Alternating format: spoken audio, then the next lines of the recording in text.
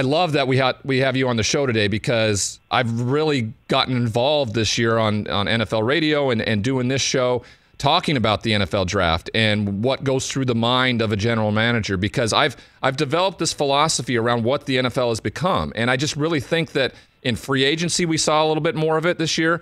And in the draft, I'd like to see more of it. You really go up and draft guys high that are passers, pass protectors, and pass rushers.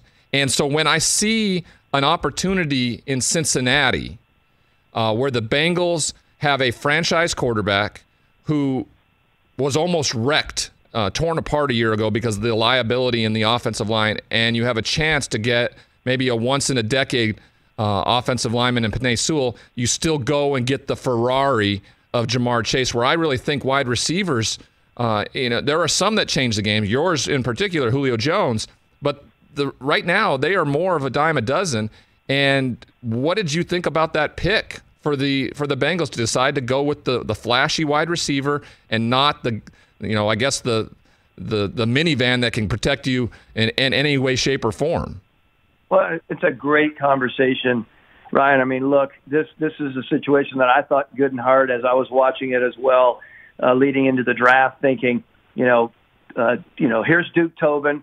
He's basically their general manager there. He's tried and true, inside out, knows his football players. His dad was, if you remember, his dad being the Tobin who laid into Mel Kiper back in the infamous interaction during the draft.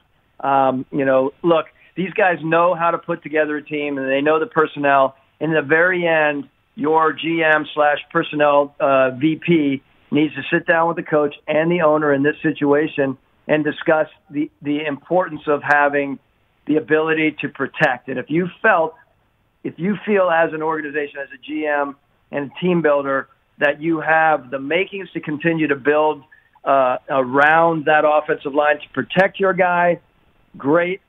But that is a situation where they need to continue to build there. So I agree with you to get a receiver. That's where my head was going in. There are a lot of good receivers out there. You don't necessarily always need to get them in the top 5 or 10. I love the idea of having Penei Sewell there. They must have had a reason. And maybe in the end, the linking of, a quarterback with his former receiver, it happened a couple times, right? That seems to be a little bit of a trend as well. I don't want to overplay that. The importance of protecting Matt Ryan in the past, and I thought about that over the years. I've learned some lessons, many lessons along the way, of course, but per offensive line and protecting Matt was the best when he had the best offensive line around him, and we were dialed in.